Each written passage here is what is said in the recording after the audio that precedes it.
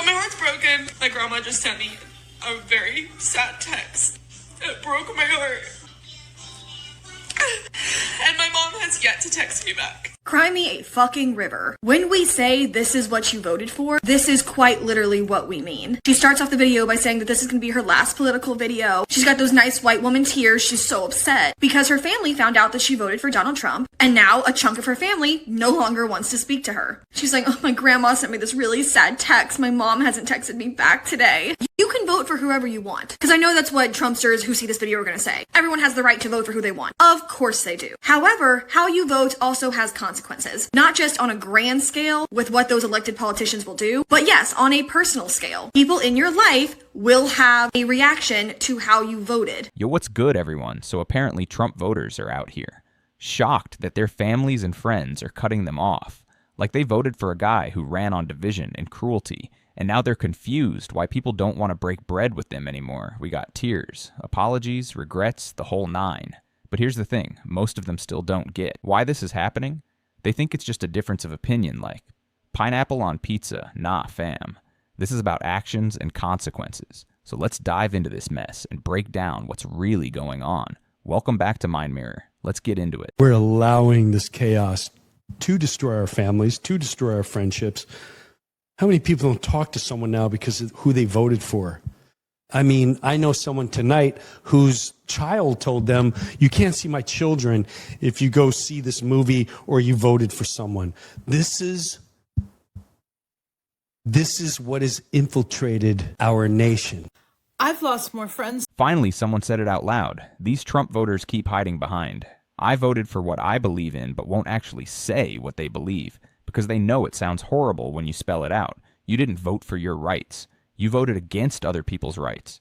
That's the part these MAGA folks refuse to acknowledge. Nobody's stopping you from being straight or Christian or whatever. But you specifically voted to take rights away from communities that aren't yours. Own it with your full chest. If you're so proud, say I voted to restrict reproductive rights. I voted to discriminate against trans people. I voted to demonize immigrants. But you won't, because deep down, you know it makes you look exactly like what you are. Since coming out as conservative, since coming out as a Trump supporter, what does that say about tolerance? Friend, you have every right to show up in life as you are. We just don't feel safe with you anymore.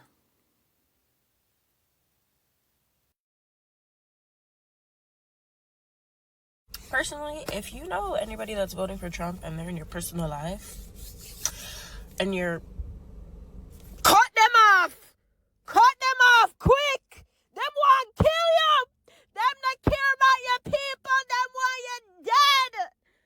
Stay safe. Vote for Kamala. Do you think that a married couple can have one person vote for Trump, one vote for Kamala, and still get along? 100%. So my wife was mortified that I voted for Trump, to the point where my publicly coming out and saying... See, now this is what gets me about these MAGA folks. They love talking about how their wives were mortified. They voted Trump, like it's some badge of honor. My guy. Your wife was embarrassed of you publicly, and you're telling the story like you won something. She caught heat in her community because of your choice, and you just laid out your reasoning. Like that fixes it, brother. That's not marriage goals, that's a preview of divorce court. You really think sending love publicly makes up for the fact that you made a decision that actively hurt your partner's reputation and relationships. The mental gymnastics here are Olympic level. That I was voting for Trump caused her to get major backlash from her community because she also has a podcast. And so I laid out, here's the way that I see it. I don't need you to... Man, he said it. You took an action and now you're facing consequences and suddenly you're confused. These MAGA dudes love personal responsibility until it applies to them. Then it's all everyone's so sensitive and intolerant. No, bro, people are protecting themselves from someone who voted to endanger their safety. You don't get to weaponize your vote against marginalized communities, then demand everyone still loves you unconditionally. That's not how adult relationships work. You made your bed, now you're crying because it's uncomfortable. Mis repassi donner comfortable. Maybe examine why you made that bed in the first place instead of blaming everyone for not wanting to sleep in it with you. Agree with me, but I was like, you need to vote for the person that you really believe is going to make the world better for the most people. And so my whole message publicly was, hey guys, look, this is who I'm voting for. No matter who you're going to vote for, I'm sending you love, because I know in the world we need that tension. Now, if you are trying to do a preemptive strike, you now become my enemy. So if you are trying to assassinate one of the people, or you are trying to lie to create faux gridlock, you are now my enemy. I wouldn't do a preemptive strike on Kamala, even though I didn't think she should be elected. That is because I distrust myself. It's entirely possible, even though I feel so right, that I could be wrong. I have a quick question for anyone who voted for Donald Trump. What are you going to tell your child when they come home from school crying because their best friend was just taken out of their classroom by an immigration agent? Adios.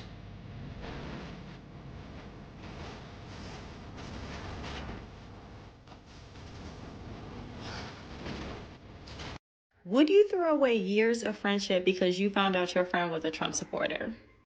So one of my friends, who's indigenous, found out that one of her friends is a Trump supporter. They've been friends about 6 or 7 years, and it just never came up in conversation. I think it could be because they might have just assumed the other one had the same belief system, and it just didn't come up. Well, it came up today. So my friend said something about being upset about how Trump's administration wants to basically rewrite history and get rid of things in the African American community, in the indigenous Native community, the Mexican American community, just all of it. And then the other person went in. So my friend feels... So let me get this straight.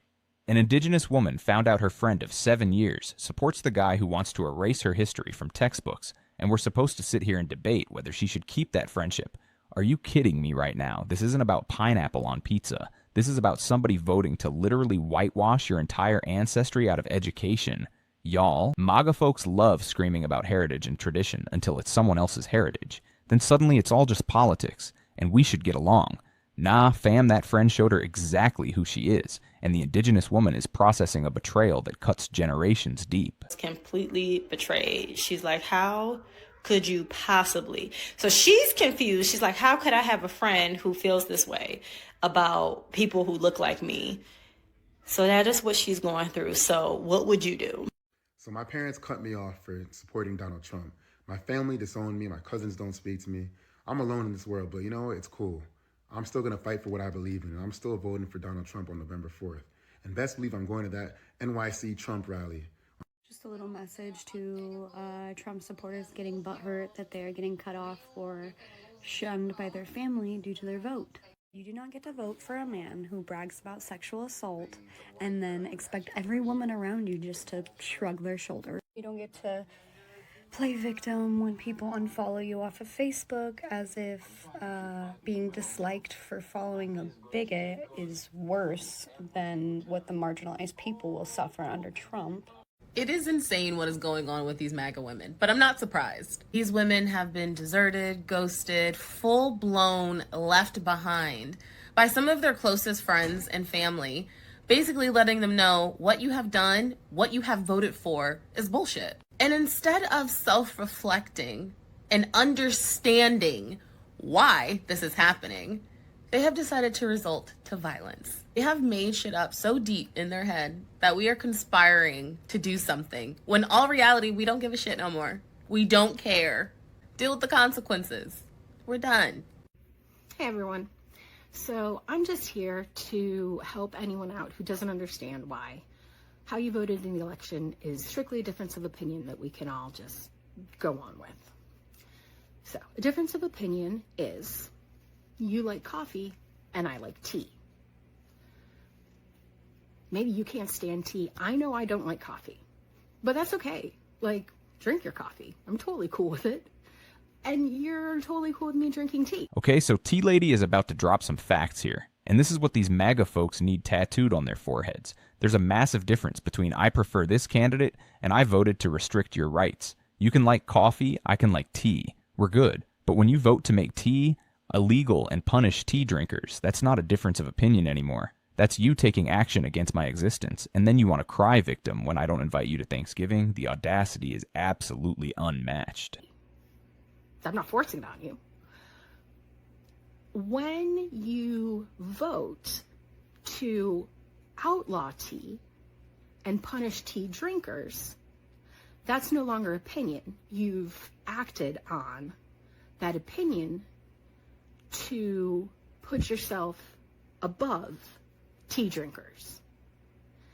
And now, because I'm a tea drinker, my life's in danger.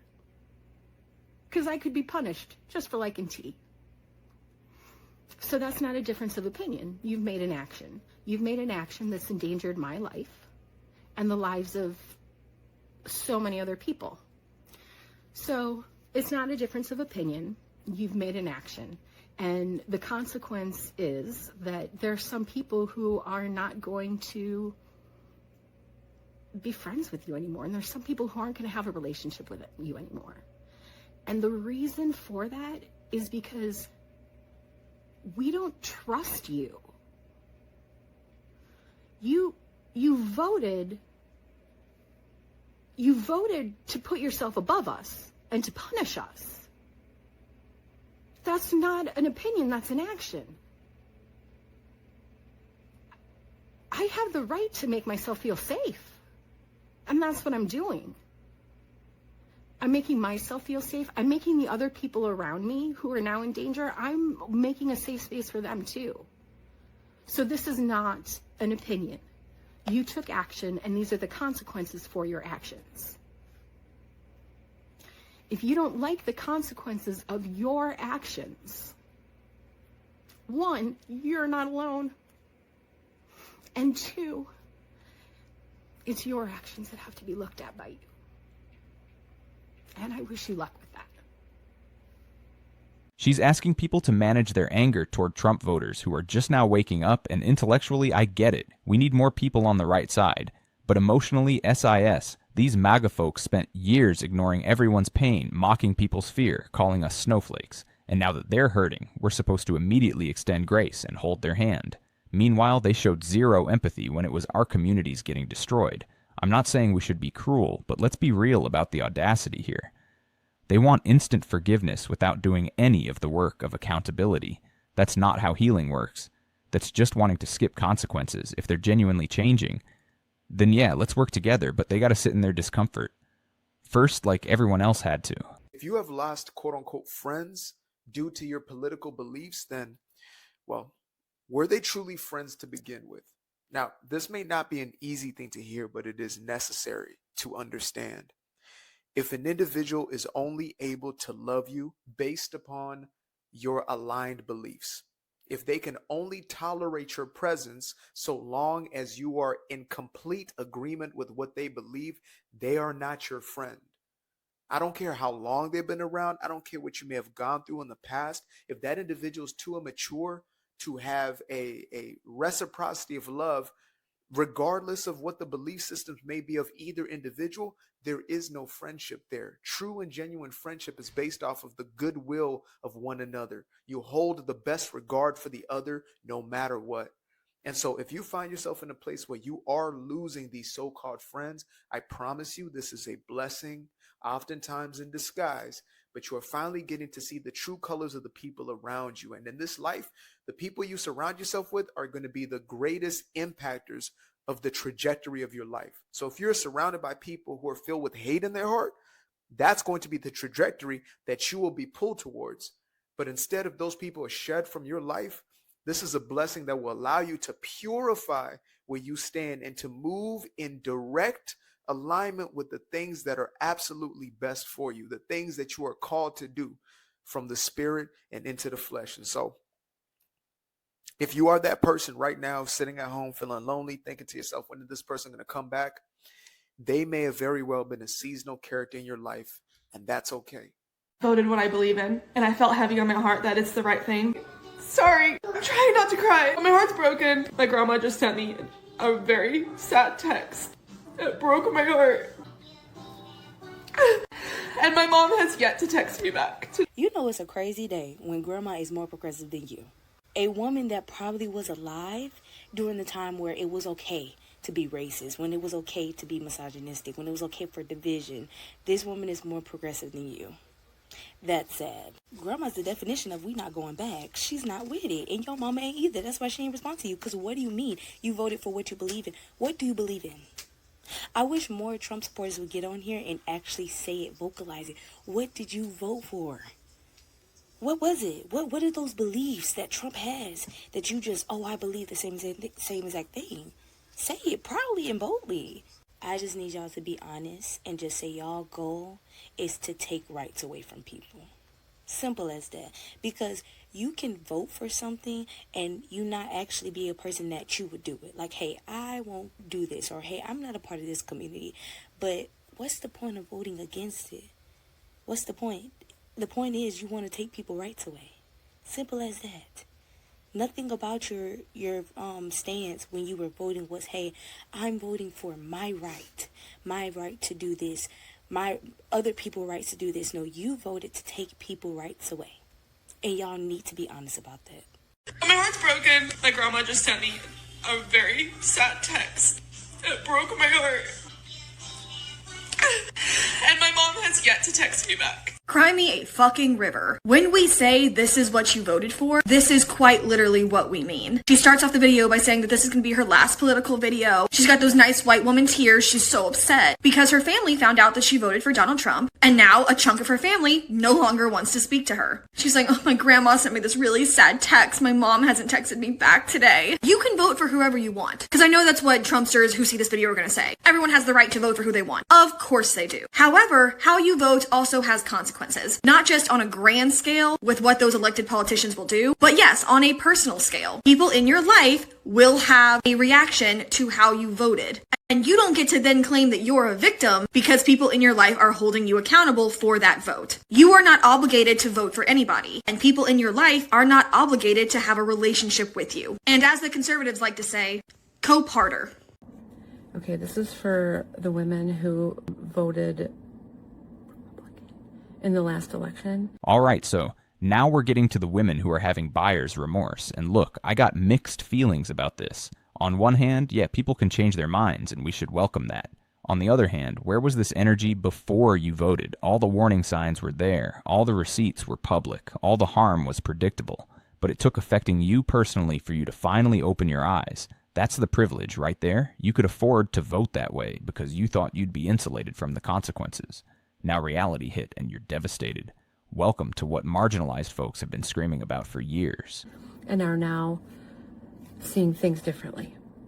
I know it's terrifying. It is devastating. You thought things were different. And maybe you're seeing things with an open heart and mind and eyes. And that has rocked your world. And it's terrifying because now that you see, you can't unsee. And that means that there could be things in your life that have to change in relationships, very close ones. I just want to tell you, find someone who went before you.